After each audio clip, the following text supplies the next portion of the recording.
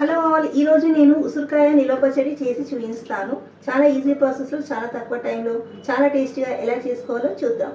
ఉసిరికాయ పచ్చడి చేసుకోవడానికి ముందుగా ప్యాన్లో ఆయిల్ వేసి వేడి చేసుకోవాలి. ఆయిల్ వేడైంది. ఇప్పుడు ఉసిరికాయ ముక్కలు వేసుకుందాము. చూసారా, ఉసిరికాయలు మగ్గిపోయాయి. ఇప్పుడు ఒక ప్లేట్లో తీసి పెట్టుకోవాలి.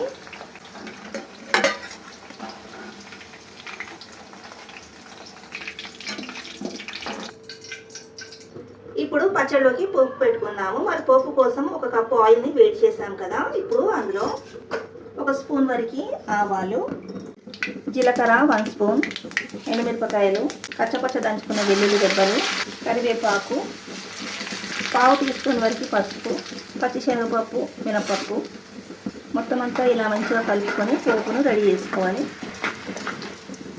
పోపు చల్లారేలోపు మిక్సర్ గ్రైండర్లో మగ్గించుకున్న ఉసిరికాయ ముక్కలు, అలాగే అందులోకి 5-6 వెల్లుల్లి రెబ్బలు, 2 స్పూన్ల ఉప్పు, వేయించుకున్న జీలకర్ర మెంతుల పొడి 1 స్పూన్ వరకు, 4 స్పూన్ల వరకు కారం మంచిగా గ్రైండ్ చేసుకోవాలి. అలాగే నిమ్మరసం,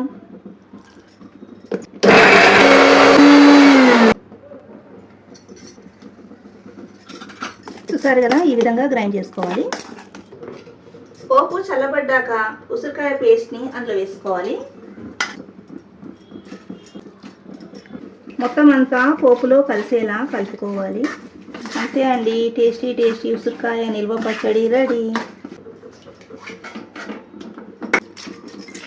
ఉసిరికాయ నిల్వ పచ్చడి రెడీ అయిపోయింది. నేను చూపించిన ప్రాసెస్లో ట్రై చేయండి, చాలా బాగుంటుంది. మరి వేడి వేడి అన్నంలో నెయ్యి వేసుకొని తింటే సూపర్గా ఉంటుంది.